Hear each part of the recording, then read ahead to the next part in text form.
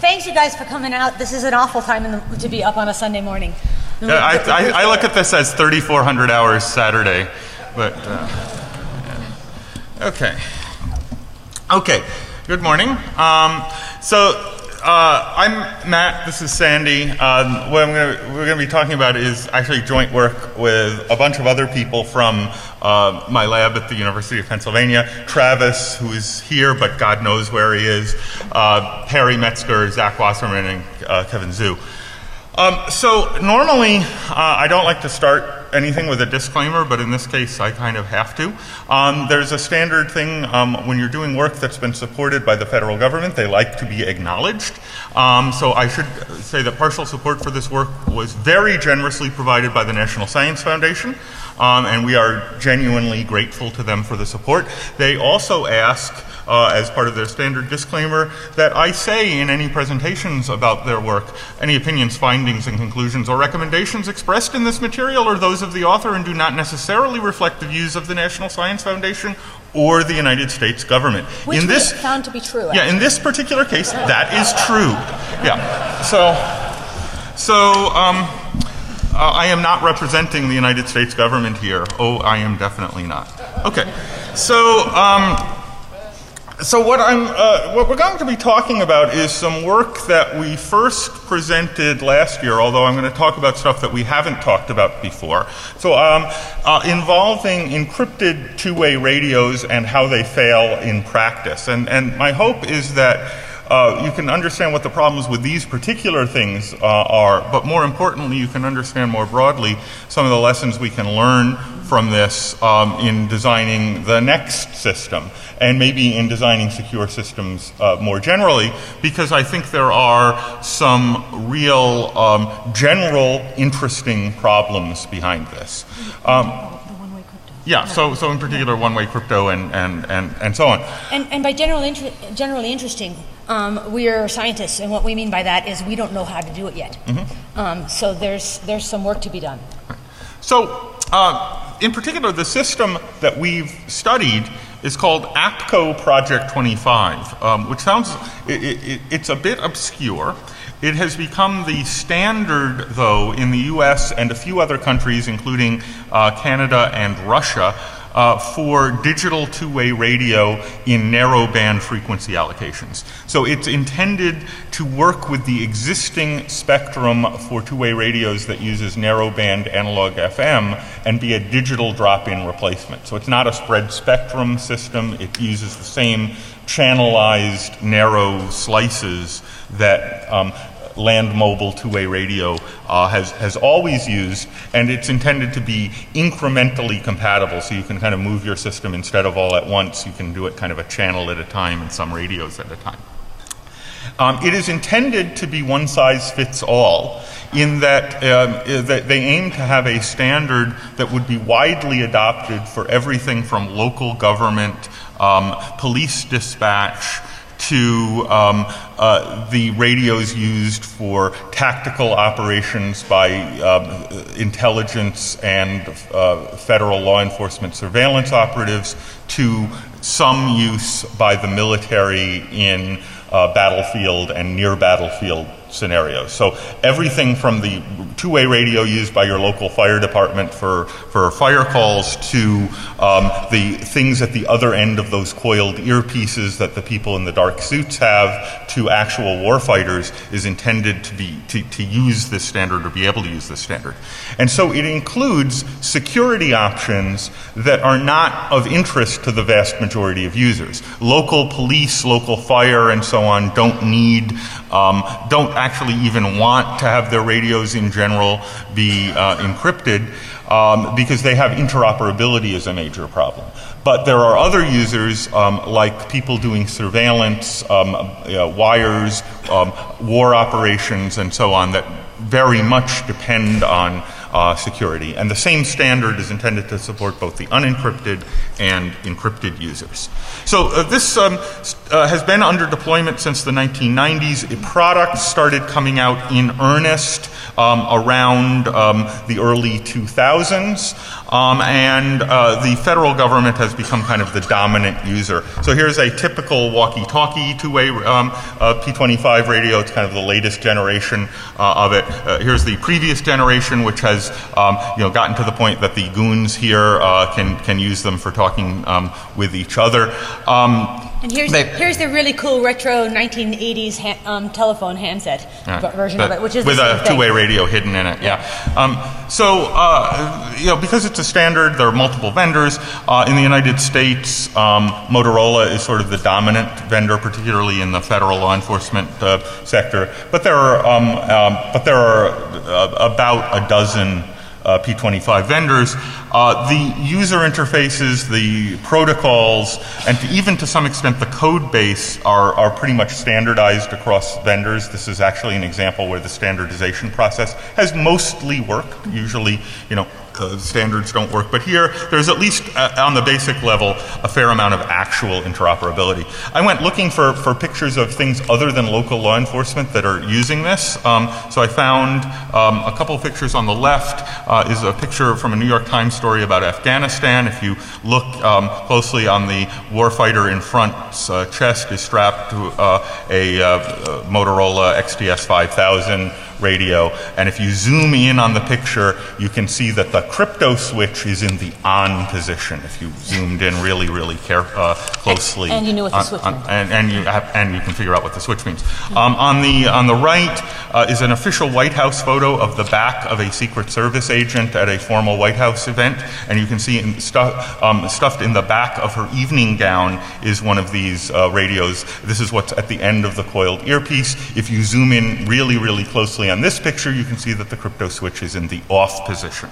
So notice a little push-to-talk button under her sleeve, and you'll also notice up in her sleeve is the push-to-talk button. So that's what's at the other end of those little coiled earpieces.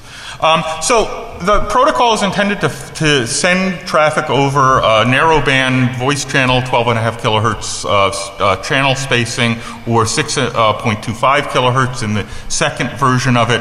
Essentially, it's a 9600 bit per second digital channel, with voice being the dominant feature, although not the only feature, using a vocoder called IMBE, and in a later version AMBE, which provides actually surprisingly good quality audio at that bit rate. It's comparable to the audio quality that you get from narrowband FM radio, although it has different properties as it starts to fail under weak signals. The speech is basically divided up into 180 millisecond chunks that are encoded with a little bit of redundant metadata and error correcting codes around them. So essentially every 180 milliseconds you get a new voice frame that's sent out, and if you lose something within 180 milliseconds, you'll catch back up. Actually after 2 of these frames, so within 360. It's a broadcast model, so these are called two-way radios, but in fact they are one-way. This is a one-way protocol in that the sender makes all the decisions. They are broadcasting to anybody on the frequency. There are no handshakes. There are no sessions or any of the notions that we normally associate with a communications protocol that we might be building over something like the internet or over a high infrastructure system like the cellular telephone network. Here, essentially, the sender radio makes all the decisions. It's up to the receivers to stay in receive-only mode and figure out what the sender did. And so it relies on forward error correction as its error correcting mechanism, and also relies on the sender's security configuration to decide whether the crypto options are on. You don't negotiate with your receiver. So the security options, again, they are options. It is based entirely on symmetric crypto. There's no public key involved here at all. The model is very simple. There are a bunch of standardized ciphers, most recently AES. Originally, they standardized on DES. DES, and there's still a lot of DES users out there, though not in the federal sector. There are also some vendor proprietary ciphers involved. And we know how well they work. Right, but there's support for classified ciphers that can be kind of dropped in for military use, although not typically for federal law enforcement use. Even though they often are doing classified investigations, they don't have the NSA crypto radios typically within the United States.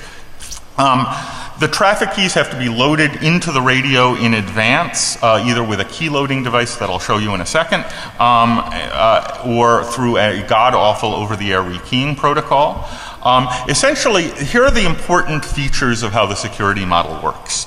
If you receive clear text, you always demodulate it. So on the receiving side, if you can receive clear text, you always demodulate and play it.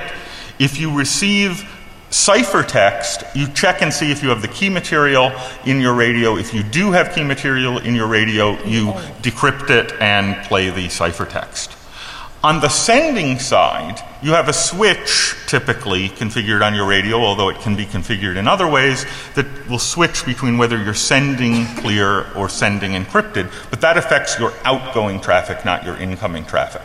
So the thing that you will notice about this protocol is it is designed to optimize communication. The thing that it is optimizing is getting the message through, which for local law enforcement, where you're yelling out, "I'm being shot at, please come help me," is exactly what you want to optimize.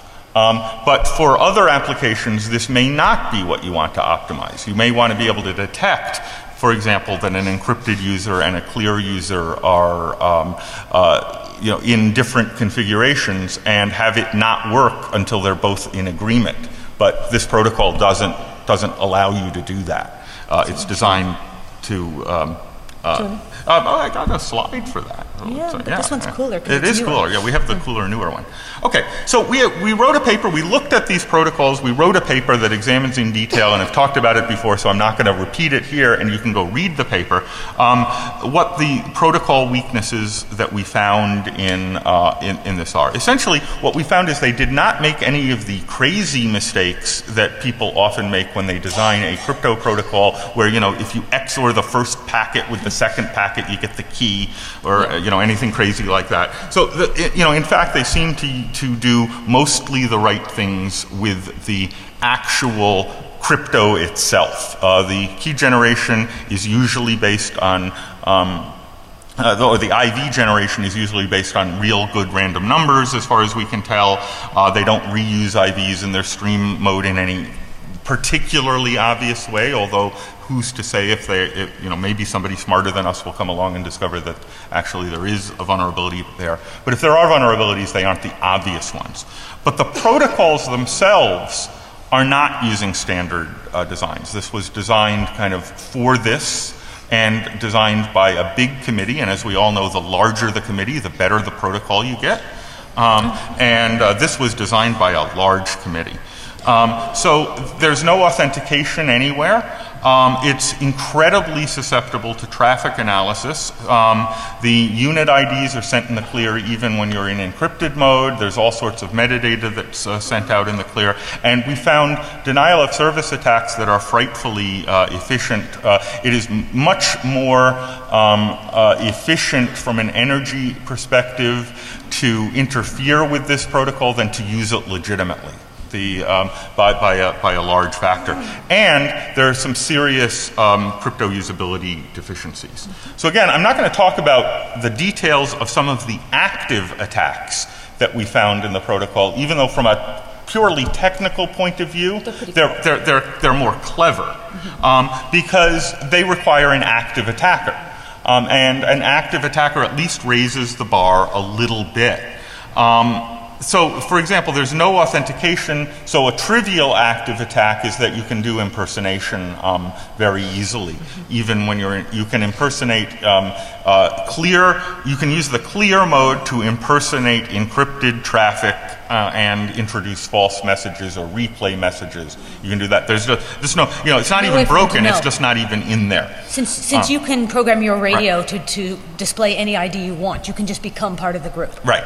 And because it's clear, they will always receive it. Yep. You're subject to all sorts of active and passive traffic analysis. Every radio has a unique identifier, typically a unique identifier. You don't have to, but in practice, anybody using the over-the-air rekeying protocol uses a globally unique identifier for every radio.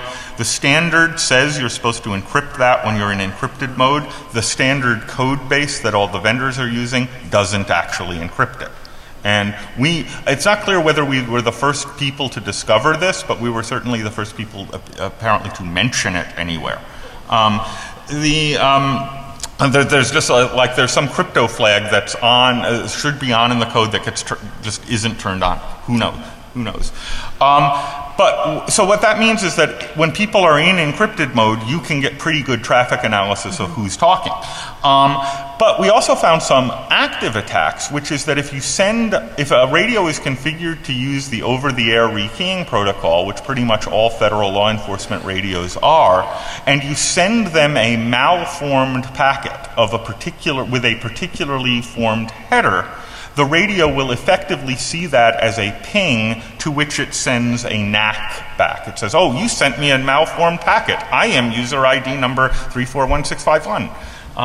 Please send that packet again. It doesn't work for the voice protocol, but it does work for the data protocol. And you can use that effectively to ping a radio at will. Yeah, and it's impossible if you're the person being pinged, unless you've got your finger in the antenna slot and you're actually feeling a little bit of heat as power goes out of your radio, there's no way to detect that you are responding. Yeah. So these pings are completely undetectable. Right. So this works for tracking radios that aren't transmitting effectively, as long as they're on and within range. So thanks to Margot Seltzer at Harvard, she heard about it and said, oh, you can build the Marauders map from Harry Potter. And so essentially you can take two base stations, ping people, triangulate their location with phased arrays, which is pretty simple to do. In fact, I understand there's a GNU radio project you can use an Edis box to kind of do this with incredibly cheap equipment and get a real-time map of all of the users on a given frequency, even when they're supposedly idle. So is this a threat in the domestic law enforcement environment? Well, maybe, maybe not. Is it a threat in the battlefield environment? They don't care about that stuff, right? Okay, so denial of service is another interesting active attack here. Typically with radios, jamming is this fairly evenly matched arms race with narrowband radio. Whoever has the most power wins, so jamming requires a little more power as received at the receiver as the legitimate transmitter. Which makes a jammer easy to find. Right, it makes a jammer easy to find, and it makes the jammer's job at least a little bit harder, or at least as hard as the job of the real communicator, and you're vulnerable to being detected. With spread spectrum systems, you can actually put the jammer at a huge disadvantage, either by using secrets or some clever protocols that don't require secrets, but that would require the jammer to use significantly more energy than what they're trying to attack because they have to spread it over a wider spectrum. P25 manages to invert that advantage profoundly because of the way they do error correcting codes. They got it so wrong. Yeah, so they use error correcting codes, which is good. It makes you more resistant to dropouts, but they error correct subfields of the transmission separately, which is, it turns out, bad. So at the beginning of every 1728-bit voice frame, there's a 64-bit frame that contains actually about 12 bits of real information that identifies that this is a voice frame. If you synchronize and jam this 12-bit expanded into 64-bit subframe, you can prevent the receiver from knowing what kind of frame it is, and they'll ignore the rest of it. Now, the effect when you do the math is that you need 14 dB less energy than the legitimate transmitter to prevent a signal from being received, because you can turn your jamming transmitter off for the vast, vast majority of the time. So the question is it practical to build something like this? And that's why we have Travis. So we mentioned this problem to Travis, and he said, oh, I have just the thing. The P25 protocols use C4FM, which is similar enough to a protocol used by the TI 1110 single chip radio transceiver, and I can just load firmware in there to recognize the beginnings of the types of frames you want to jam, and then turn the transmitter on. So, I said, oh great, Travis, do you think we could actually do this? And he, said, well, give me an hour. And then he gave us my first jammer. So this chip is used in the, there's a device called the Girltech IME. It's either purple or pink, depending on which model you get. It has this chip in it. It's cheaper to buy these things than to buy the chips themselves. So this is actually the cheapest way to get them. There are 2 for $30 because you want to buy them in pairs, and they have a little battery thing, and you get a keyboard and a display and little unicorns and ponies on the box. So you load this firmware in there, and it can do all of the synchronization. So we've talked about that in the past. You'd have to add an external power amplifier if you wanted to do real jamming, which would actually increase the price to more than $15. But so here's a scenario for you. Suppose you know that you're under surveillance and you want to block it in some way. How about building a whole bunch of these and putting the little magnets on them and throwing them on the back of taxis? Yeah. So, and the other interesting scenario is, can you use this to train users that their encryption doesn't work as well as the clear text? And so the interesting scenario is the selective jamming scenario, where you don't jam everything, you just jam the ones that you can't understand yourself and force them to switch to the clear mode, which is actually trivial to program because you have to read the transmissions in order to synchronize. So you can just look and see, well, what frame type is this? Is it an encrypted frame? And then only jam those. And that effectively trains the users that the thing only works if you turn the crypto switch off. And I can give you examples of this.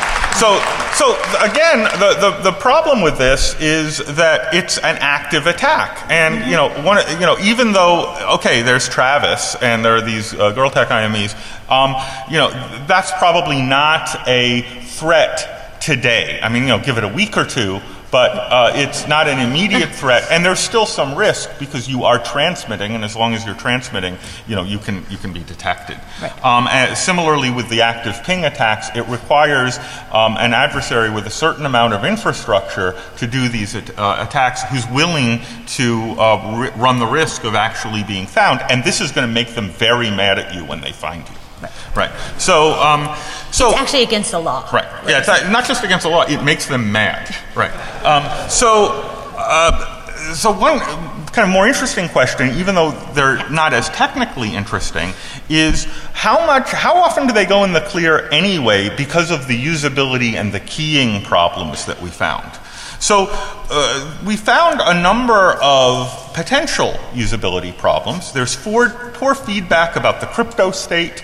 Only transmit crypto is controlled by your switch, so you can't tell what state it's in by the behavior of your communication. The switch has no effect on received audio. Clear signals always get accepted when you're in encrypted mode. Encrypted signals are always accepted if you have the key material when you're in clear mode. So a clear user can happily interoperate with an encrypted user, and they just don't get any feedback about what's going on. Now the second thing is, if you look in the manuals for all these systems and what all of the users and system administrators of these systems have been told, which is that for maximum security, change your keys. Yeah. Right? Don't we tell users to change their passwords frequently? Right. So the same idea. Well, change your crypto keys, because if you are if you're an agent of some federal law enforcement agency, let's pick one at random. Let's imagine you work for some bureau of the federal government that conducts investigations. I won't single any of them out. The agents do not get captured over enemy territory very often, but their keying practices are designed very much to make captured radios not be useful for very long. But the effect is that the over-the-air rekeying protocol has these unreliabilities built in, where effectively what it does is erases your current key and then tries to get the new one. So what happens is that every time you rekey, people end up without keys for a little while. So I'll tell you a story. One thing we did in the going on 3 years now that we've been conducting this investigation, we have built a taxonomy of how many times we've heard them say X or Y. And I cannot tell you how many times after a particular day of the month, one particular agency says, "Oh fuck, the rekeying didn't work." Right. And the other thing that we often hear as the first transmission that we hear in the clear is, "Okay, I just rekeyed." Yeah. Or somebody giving somebody else instructions on how to rekey, and then us hearing both of them. Right.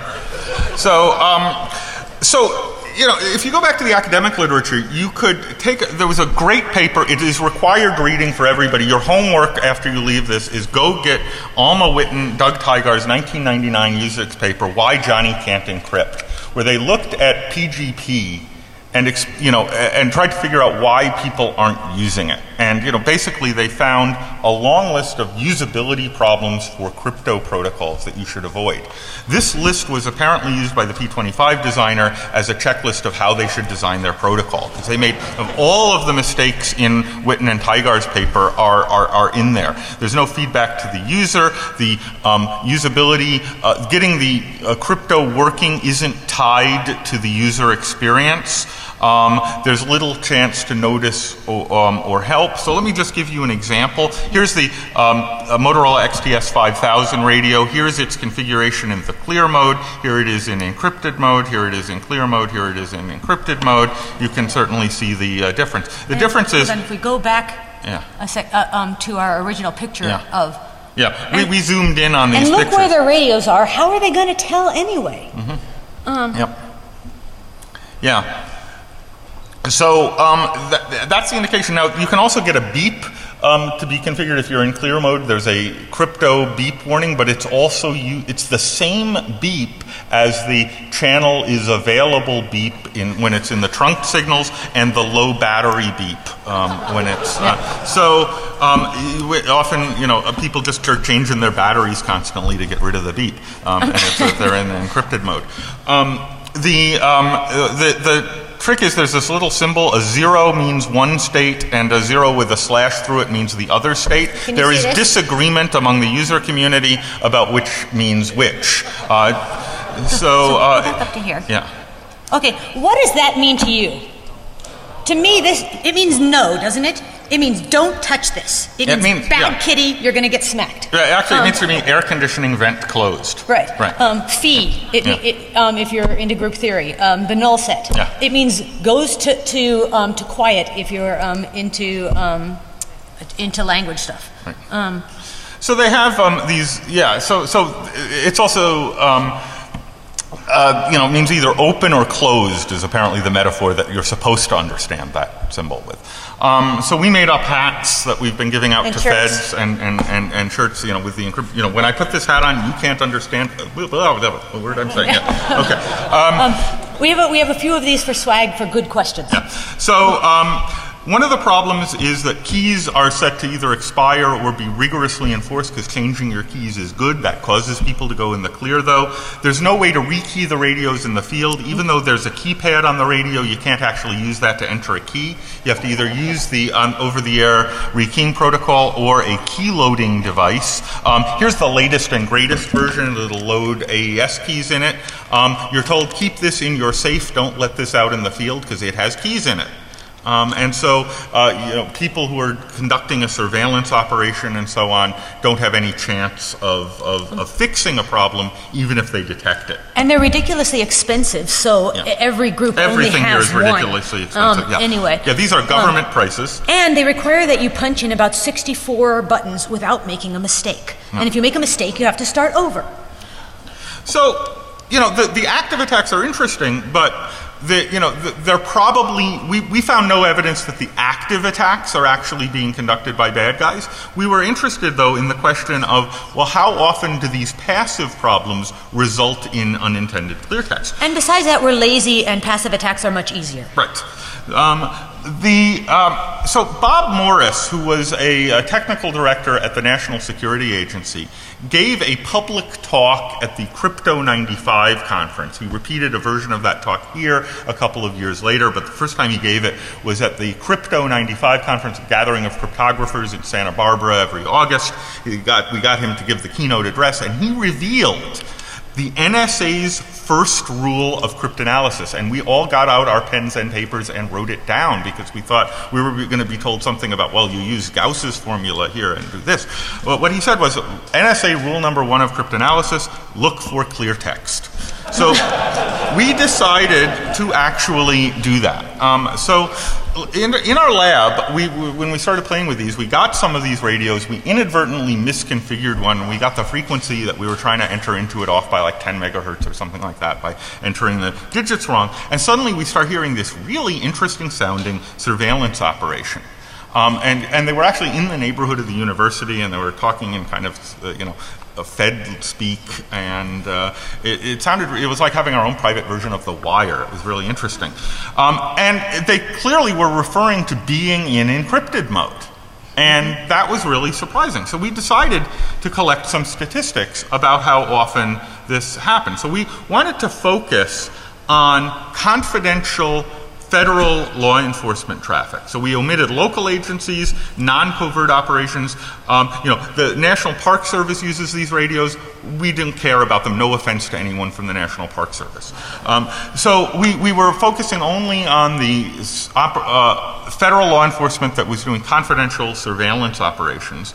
And we wanted to see, well, how often are they actually going out in the clear? So we wanted to be very systematic about this. So it's easy to pick up unintended clear federal traffic. In fact, scanner hobbyists do this all the time.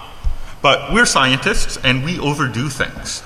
And besides, it lets us get all really cool equipment to play with. That's true. But so we wanted to ask, well, really systematically, how big a problem is this actually? How often does this happen?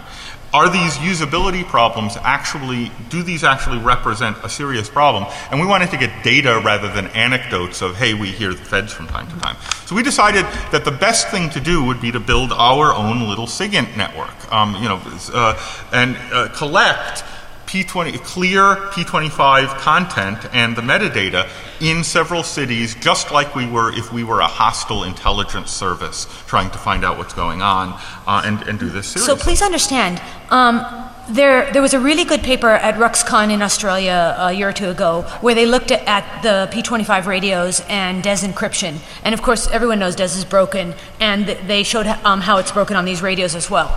We did not bother to look at the crypto. If AES was broken, we have other problems besides these radios. And we didn't have to. And why should you do any more work than you have to do? Right. We were just looking at clear text. Right, and even though we have Travis's camera, we don't want to use it. Right, not outside of the lab. Anyway. Right, we don't want to actually cause them any more harm than they've already got, because just the pure passive attacks are bad enough. Or we wanted to find out at least how bad are they. So one problem is we wanted to build our own little NSA on the cheap, but we do not actually have the NSA's budget. So how do we do this? So we got off-the-shelf equipment. First, we wanted to use Edis boxes running the new radio because they are cool. Unfortunately, they're not quite able to do real-time IMBE decoding with the current versions of the software. They may be now. When we started 3 years ago, that it wasn't mature yet, but a lot of things have been done, and we're looking at it for the follow-up paper that we're going to be doing on the over-the-air rekeying. So they may be useful for that. So we ended up not getting cool software-defined radios for our SIGINT operation. We instead used purpose-built software controllable radios. We ended up getting the ICOM R2500s, which are aimed at the hobbyist scanner market, but the interesting thing is there's a P25 option board that does pretty good quality decoding of the P25 audio. So what did we do? Well, there are 2,000 roughly channels in VHF and UHF that are allocated to the federal government, about 24 megahertz of spectrum. Law enforcement is mixed in with unsensitive stuff, and some of the frequencies they're using are well known, some of them are not. There's a website called radioreference.com, which is mostly nonfiction, but contains a lot of fiction. So we decided to just ignore it and used a slightly different approach for identifying which channels have the sensitive traffic on it. How did we identify which channels have sensitive traffic on it? They're the ones with encryption. So we found the frequencies with encrypted traffic on it, and we basically identified candidate frequencies for sensitive stuff as what those were. And then we deployed a network of these R2500 receivers running, tethered to computers running software that we built to collect data in a systematically and analyzable way in a variety of unnamed cities that we cannot tell you the identity of because we don't want to actually be rated. Well, we don't want to reveal information about who is sensitive, who is vulnerable to this. Although everyone is vulnerable, we know that they are vulnerable in certain cities that we are not actually allowed to tell you because of our institutional review board rules about human subject data. So use your imagination about what cities. And so to recap, the equipment you need is one radio capable of doing P25, and they're fairly inexpensive. About $1,000 with the plus, including a netbook computer. Yeah, one netbook and a little bit of really crappy C code. Yeah. And we're going to release our crappy C code probably over the next few weeks. Right now, we can't do it out of fear of embarrassment. Yeah. But we're working on unembarrassing. We'll clean it up and make it look actually. It is research grade software. It's gradware. Right now. Yeah. Research grade. Yes. So what did we do? Well, we collected all of the clear text audio and metadata and all of the metadata on these channels. And what we found was that, in fact, most traffic is successfully encrypted, but about 30 minutes per day per city of traffic isn't encrypted. Now, there's high variance. It turns out this happens much more often during the normal work week than on weekends. It happens much more often on the week after rekey day than it does before. When there's the larger the operation, the higher probability that there's some sensitive clear text going on. So what did we capture? Well, we got occasional sensitive clear content and a lot of metadata, because the metadata is in the clear even on the encrypted traffic. We never found a case, never, where the metadata nobody was encrypted, makes equipment that gets it right where they encrypt the metadata. And then we discovered that actually doing this systematically is incredibly powerful. Yeah. Traffic analysis, when you actually go to the trouble of collecting the data as opposed to just poking around and seeing what you're hearing, it allows you to take the stuff that you've gotten in the clear, which is only a tiny percentage of it, and use that to make really good inferences about what's going on in encrypted mode. And there have been books written about this. The Zendian problem book is sort of the classic text on this. This was an NSA course in traffic analysis where you get a little encrypted traffic and a lot of traffic you can't decrypt, and you're supposed to make inferences about what's going on. That stuff works. So you essentially can find out by looking at all of the metadata, you learn, well, what user IDs are associated with what agencies. We discovered that one agency that we will not identify, we found a list of offices of this agency, and each office of this agency was numbered. We found out that number was embedded in the user IDs that they have, so we can find out which office is actually doing an operation by looking at their IDs. And since they sometimes list the employees of various offices, then you find out who. Yeah. You can use when they go out in the clear, you learn a little bit who are their names, what are some of the operations that are going on. The best phrase to listen for is, okay, everyone, here's the plan. How sensitive is sensitive? So what we found included actually some of the most sensitive investigative data that the government handles. Because they believe this is encrypted, they are much more direct about what's going on. They're not circumspect anymore. They don't speak in coded languages. It's not Agent 25, we're at location B. It's, hey, Fred. One group actually does use Agent, and we can tell you which agency it is. We can tell you which agency it is by their banter. Everybody's got their own particular culture, and after listening for just a few minutes, you know who it is. And some of these guys, are really jokey. Some are really silly. Some things that go across the air are downright embarrassing. Can I tell you one story? The open mic stories are great. Yeah. Okay. So one time, one agent had her microphone open while she was on the telephone, arguing with her spouse about who ruined whose sister's wedding. And it went on for a long time. Apparently that agency didn't have the timeout timer configured on their radios. But, you know, so that's sort of funny and embarrassing. But we also are getting things like, you know, the name of the confidential informant. Whether or not there's a helicopter, what cars they're in, their tag numbers, who they're following, what the person's following. We can give you some great tips on how to avoid surveillance. Yeah. Yeah, it's kind of like looking at their cards. Yeah. So, you know, mostly this is not classified traffic, but there are occasional protective details for, you know, certain high-level executives of the federal government, some counterterrorism, some counterintelligence traffic.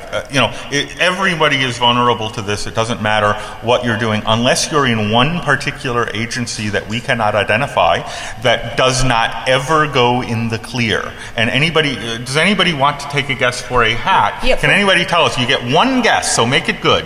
Who does not use her? No. One more guess. We got them. Yeah. No. Not them either. No, you guessed already. You have to sit down. Somebody else's turn. Right. Well, you were wrong anyway. What? Nope. Yeah. What? No. Yeah. All right. One last guess. Okay. Yeah. Sorry. One last guess. U.S. Nope. Not Secret Service. Not Coast Guard. No. Anyway. Yep. Nobody ever guesses. Catch us in the ready room or in the Q&A afterward. Energy? No. Somebody got it. But somebody who said Postal Service? Postal. Come on up.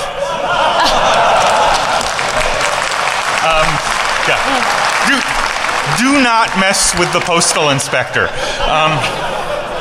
They are everywhere and they're invisible. On the flip side of how funny or boring some of the stuff we've heard is, some of it has been scarily sensitive.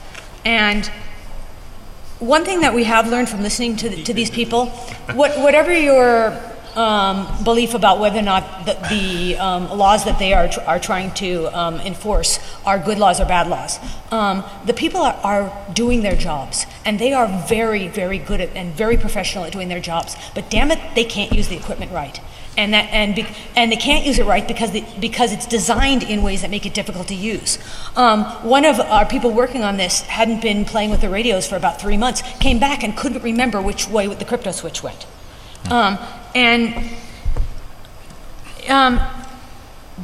Using these wrong puts these people's lives in danger.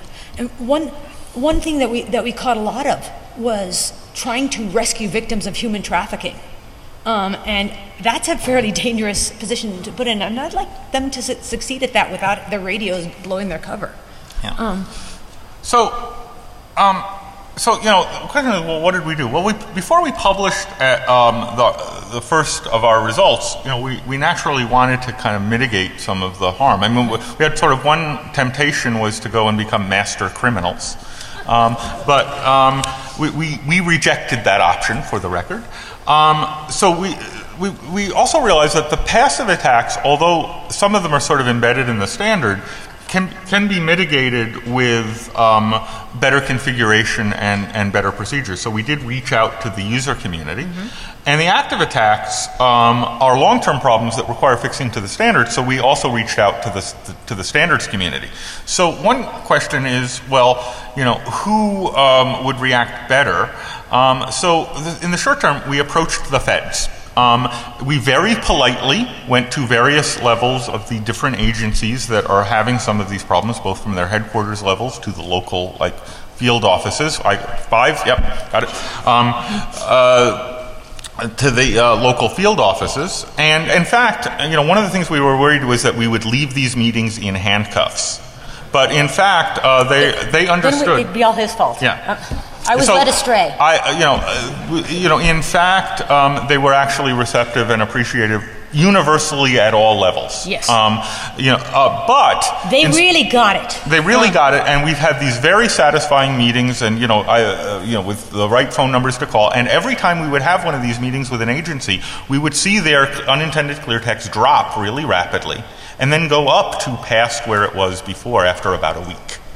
And so there's something where paying attention to the problem causes it to become worse. We don't understand this. Which we do not fully understand. In the longer term, we've got to fix the protocols and the standards, and that's going to require the vendors and the standards body, the P25, to actually take a good hard look at it. Because it's obvious, for one thing, that they didn't include people like us, people whose research is the security of communications protocols in the design of these. And then when they implemented, it's obvious that they didn't include people like us, people who, professional and amateur penetration testers, to look at this. So they had no idea whether it works or not, but then they went ahead and implemented it and sold millions of them. So the least pleasant 4 hours of my life were at the P25 standards body. There's a microphone, by the way, up here. At the P25 standards body, where they spent the first 3 hours of the meeting explaining all of the different ways in which I'm an idiot. And then all of the vendors pretty well agreed that all of the protocols and products are just fine, and the problem is the users. And so you'll argue with them and you'll say, not being able to rekey in the field is a problem. What if you have to add a different group and you don't have a keyloader?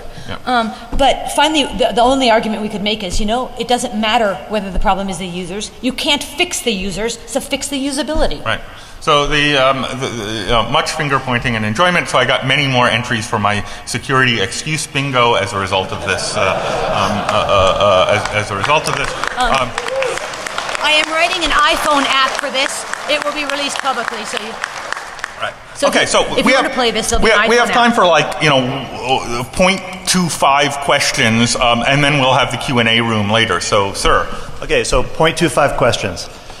Would you say that? What? No, sorry.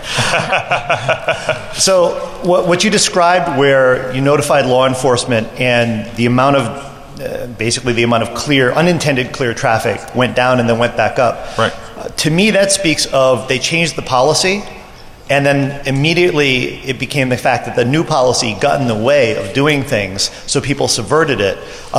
Yes.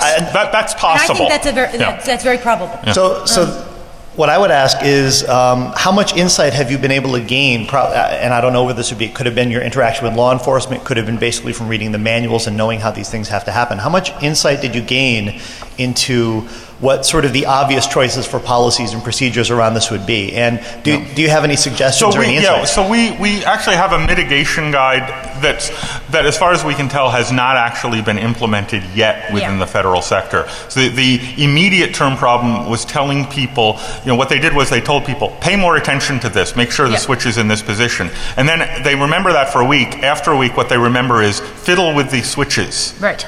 Right. Okay, so I think we're right up at the end, so speak quickly until we get the hook. Yeah. The question is on the jitters radio, that's the government standard.